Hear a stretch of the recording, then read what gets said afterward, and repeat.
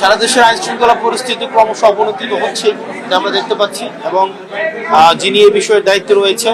আমার মনে হয় যে এই প্রশ্নটি মাননীয় স্বরাষ্ট্রমন্ত্রী যিনি আছেন, মাননীয় স্বরাষ্ট্রমন্ত্রীর কাছে করলে মনে হয় সদুত্তরটি পাওয়া যাবে, যে আসলে মানুষ তো বলছে এখন যে আইন শৃঙ্খলার ক্রমশ অবনতি হচ্ছে। মানুষ আগের যেই ইন্টারিম গভর্নমেন্টের সময় যে পরিমাণ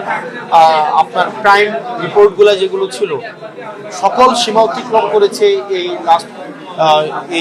এই সময়। তো আপনাদের কাছে বিনীত অনুরোধ থাকবে, আপনারা এই বিষয়গুলো স্বরাষ্ট্রমন্ত্রী কি কি পদক্ষেপ নিচ্ছেন ক্রাইম রিডিউস করার ক্ষেত্রে, এবং উনি দায়িত্ব গ্রহণ করার পরে ক্রাইম না কমে কেন বাড়ছে, এই বিষয়গুলো নিয়ে যদি উনাকে প্রশ্ন করেন তাহলে সেই বিষয়ে উত্তর উনি যথাযথ দিতে পারবেন বলে মনে করি। এই নির্বাচনটি গতকাল হয়েছে, এই নির্বাচন আমাদের বাংলাদেশে এখন যে মেসেজটি সেটা হচ্ছে আমাদের আরো অনেক বেশি দায়িত্বশীল হতে হবে, আমাদের সবাইকে অ্যাকোমোডেট করে প্রত্যেকটা নাগরিকের অধিকার রক্ষায় আমাদেরকে সচেষ্ট হতে হবে।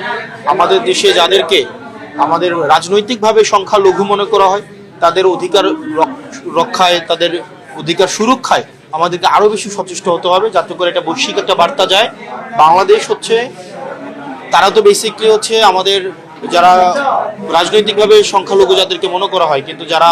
আমরা মনে করি যারা আমাদের এই ইতিহাস ঐতিহ্য বাংলাদেশের সভ্যতা উৎপত্তির একটি অবিচ্ছেদ্য অংশ, আমাদের হিন্দু বৌদ্ধ খ্রিস্টান, আমাদের যে সাম্প্রদায়িক যে সম্প্রীতির যে বাংলাদেশ,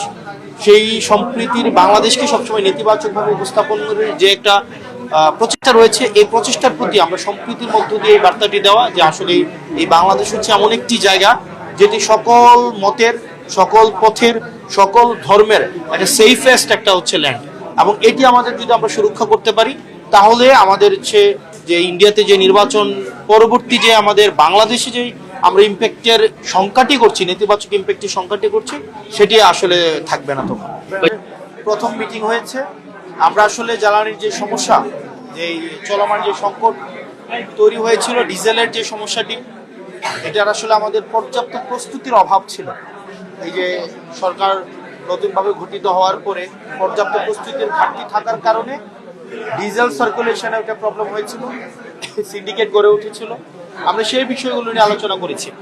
আমাদের পরবর্তী মিটিংয়ে আমাদের ওই যে আপনি যে বিষয়গুলো বলেছেন, মানে এনার্জি সোর্সিং এর যে ডাইভার্সিফিকেশন, ক্যাপাসিটি চার্জ, রিনিউয়েবলস আমরা কিভাবে করব, এবং এনার্জি সোর্সকে আমরা কিভাবে ডাইভার্সিফাই করা যায়, আমরা সেই বিষয়গুলো নিয়ে আমরা পরবর্তী মিটিংয়ে কথা বলব। এই বিষয়গুলো নিয়ে আমরা আমাদের পার্টির, আমাদের যারা বাজেট টিম আছে, আমাদের পার্টির যারা হচ্ছে বিজনেস, আমাদের হচ্ছে ইন্ট্রা স্টেট বিভিন্ন প্যাক্ট